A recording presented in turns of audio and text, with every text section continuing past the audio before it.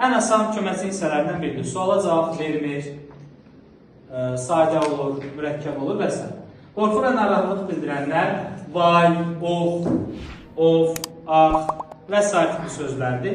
Bunların məna növlərini öyrənəcəksiniz. Əsas bizə lazım olan hissə onların amonimlik hissəsidir. Sadəcə orada görsənsin deyə ifadədir. Məsələn, belə deyək. Ən çox, məsələn, testlərdə hansılardan düşür ona? Vay sözü isim və nida kimi işlənir. Deyirəm ki, vay.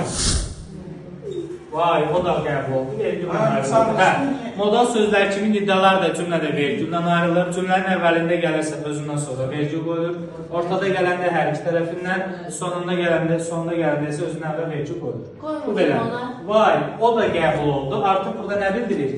Bir təəccüb, qorxu, narahatlıq bildirən nidadır. Bir də deyir ki, bu vayını oturun. Vay sözü bir də isim kimi işlənə bilər. Vayımız düşdü. Yəni, üzr yeri, yas yeri mənasında istifadə olunur. Ən çox da nənələr işlədir, bir vayını oturun deyir. Və yaxud da may ayı deyirlər. Maya istifadə olunan sizdən. Ox sözü iki cür işlənə bilər. Necə işlənir yox? Deyir ki, ox attı, ürəyindən keçdi. Ox, əşya isimdir. Bir də ox nə bir oldu? Oxda yoxdur, ax var uşaqlar. Ax feil var. Say axır nə edir? Ax o keçən günlər, burada isə nida kimi istifadə olunur. Oy sözü var, oy. Biri var, oymaq. Feil kimi, nəysə oyursan. Bir də dizin gedəndə harasa dəyər, oy deyirik. Oradakı da nida olur. Narahatlıq bildirir. Uy sözü var, uymaq feili var. Bir də uy nida kimi istifadə edirik. Ah var, deyir, ahım sinəyə geçsin. Ahım dağlara. Burada isim kimi işlənə bilər. Bir də ah necə kef çəkməli əyyam idi. Burada ola bilər. Şahlıq sevinç bildirən var. Ura bir r ilə yazılır, diqqətli olur. İki r yox burada. Yaxşı, sevinmək mənası bildirir. Bərk və oho, ofay. Bu formada. Uşaqlar, bunlar belə deyək, insanın həyəcanı həmin ki, vəziyyətinə, durumuna baxır. Ki, nidalar oradan yaranmış olur.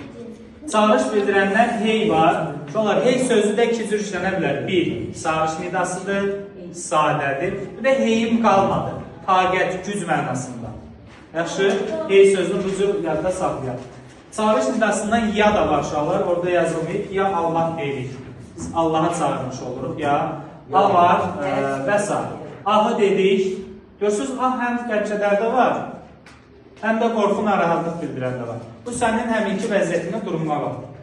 Ehdir, ofdur, belə. Digərləri isə istehsa bildirənlərdən ki, yəqin öz şəxsi aranızda daha çox istifadə edirsiniz. Qarşıdıracağınız məqam nədir? Xulasa,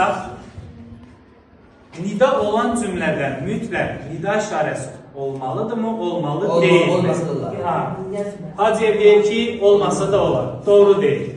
Biz, xulasa, bu sözlər olan, məsələn, mən yazmışam ki, vay, o da qəbul oldu. Yoxsa nöqtədən istifadə edir. Yəni, nida var deyə, mən orada nida işarəsindən istifadə etmək məcburiyyətində deyil. Biz inşallah cümlənin növlərini keçəcəyik, yəni cümləsi, nəqli cümlə, nida cümləsi. Orada biz nidadan istifadə edəcəyik. Əgər nida işarəsi varsa, nida cümləsi. Ola bilər ki, nidanın özü olar, amma nida işarəsindən biz istifadə etməliyik.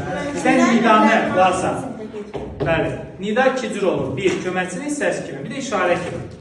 Bizim keçdiyimiz köməkçinin hissələr, nidanın köməkçinin hissəsi kimi işlənmə məqamıdır ki, bunun da daha çox 5 növünü qruplaşdırmışıq və ən çox nəyə diqqət yetiririk? Amonimlik hissəsinə. Məsələn, ox sözüdür, at sözüdür, vay sözüdür, hey sözüdür, oymaq, oy sözüdür. Bu tipli sözlərin həm nida, həm də digər hissəsi kimi işlənməsinə mütləq nəzər yetiririk. 1, 2, 3, 4, 5, 50 dənə testə baxaq.